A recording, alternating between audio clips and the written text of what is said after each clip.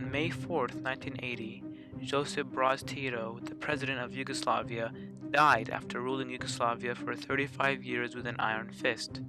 Under Tito, the different republics and the ethnic and religious tensions in the region were strictly controlled by the Socialist Federal Republic of Yugoslavia.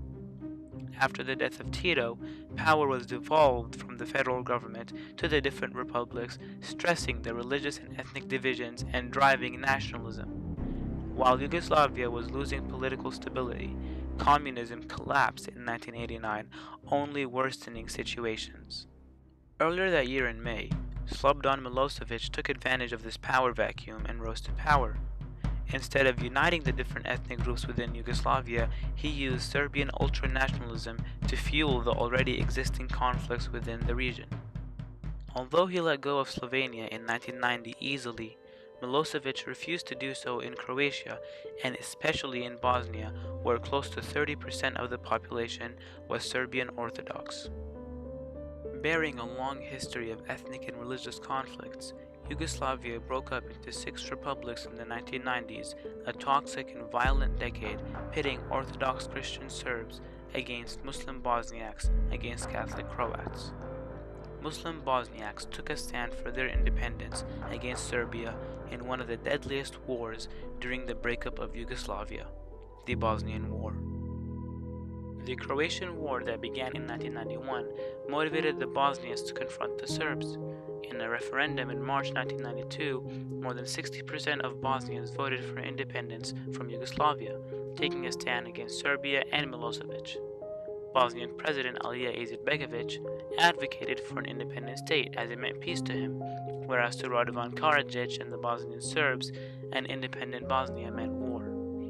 Serbia and the Yugoslav People's Army, the JNA, aided Karadzic and the Bosnian Serbs in their fight against the Bosniaks. However, this conflict was not only between the Bosniaks and the Bosnian Serbs. Bosnian Croats also wanted independence from Serbia, but Croatia was not necessarily taking a stand alongside the Bosniaks. They agreed to split Bosnia between themselves and the Serbs, leaving a small region for the Bosniaks. Not only does ethnicity have a say in this complex war, but also religion. Muslim Bosniaks dominated most of Bosnia, with about 45% of the population. Catholic Croats controlled the western regions of the country, with about 17%, and Orthodox Bosnian Serbs were populated to the exterior regions of Bosnia, with just over 30%. The largest group, the Muslim Bosniaks, took many stands in 2 major and horrific conflicts, the Siege of Sarajevo and the Srebrenica massacre. In April 1992, Bosnian Serb militants and the JNA attacked the Sarajevo Police Academy south of the city, sparking the Siege of Sarajevo.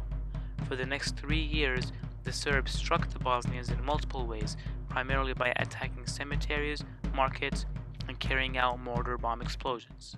Among many young Bosnian girls, Zlata Filipovic took account of her horrific daily life in Bosnia during the Bosnian War. Taking a stand against Serbia and Milosevic, demonstrations were carried out over the Grbavica Bridge to show that Sarajevo belonged to everyone, not just the Serbs or the Bosniaks. Citizens of Sarajevo were angered at what the city had come to after being a model of ethnic tolerance and coexistence for centuries, thus coming to show that there weren't ancient ethnic feuds everywhere throughout Bosnia as the media propagates. At the government level, the National Salvation Committee in Bosnia immediately sought international recognition. The situation continued to plummet as the JNA now gained control of the Sarajevo airport, along with many important routes. This did not stop the European community from recognizing Bosnia on April 6, 1992, along with the United States the following day. As Karadzic promised, he proclaimed Republika Srpska as an independent state with Sarajevo as the Serbian Bosnian capital. He also said that Bosnia had disintegrated the day it was recognized. The recognition of Republika Srpska and its capital at Sarajevo did not stop the Bosniaks from taking a stand.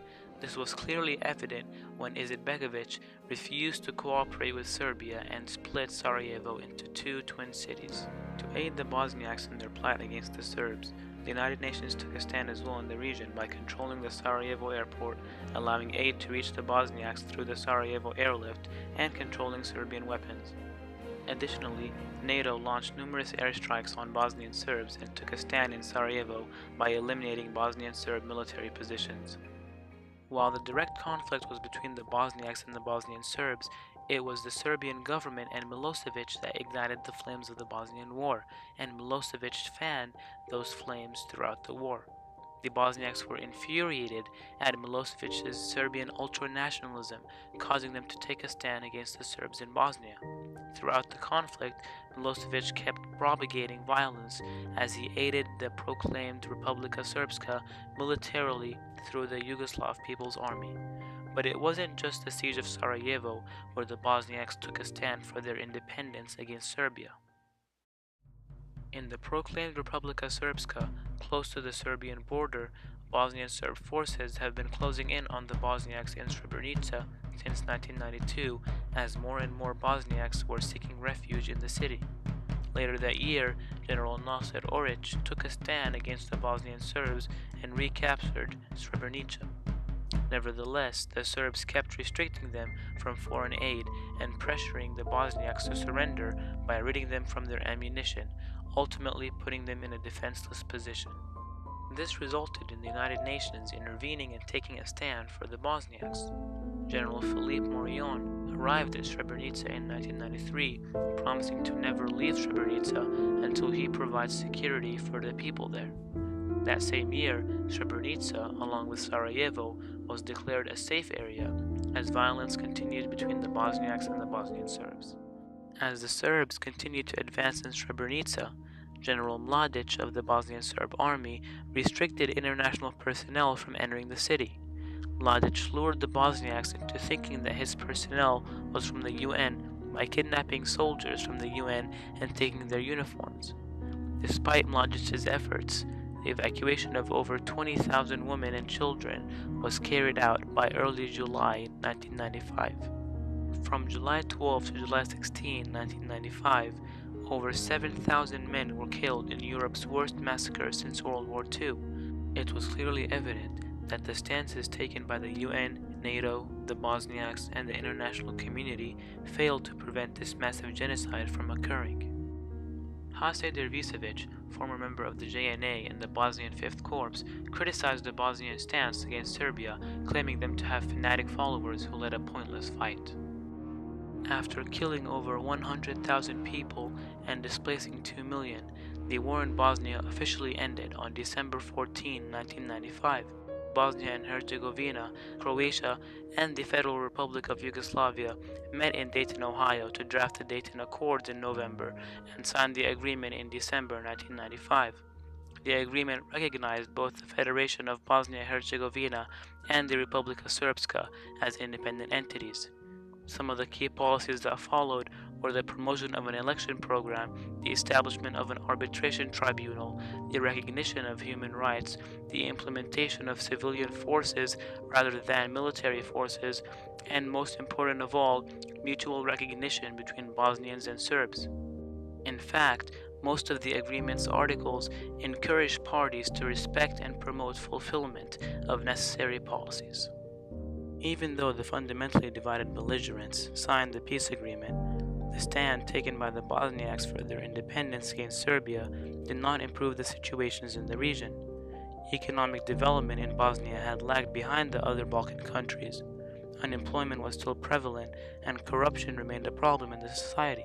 However, according to a study from the Journal of Peace Research, the coefficient of ethnic polarization decreased during the Bosnian War, showing that as the war in Bosnia progressed and as the death toll rose, the impact of ethnic fault lines on the Bosnian society decreased. As Hase Dervisevic put it, the country is now destroyed, the economy is almost non-existent, the future looks depressing. The Bosniaks now beg to escape what they once thought would be the greatest Islamic state. Whether positive or negative, the Bosniaks' stand for their independence against Serbia in the Bosnian War impacted the region and the world.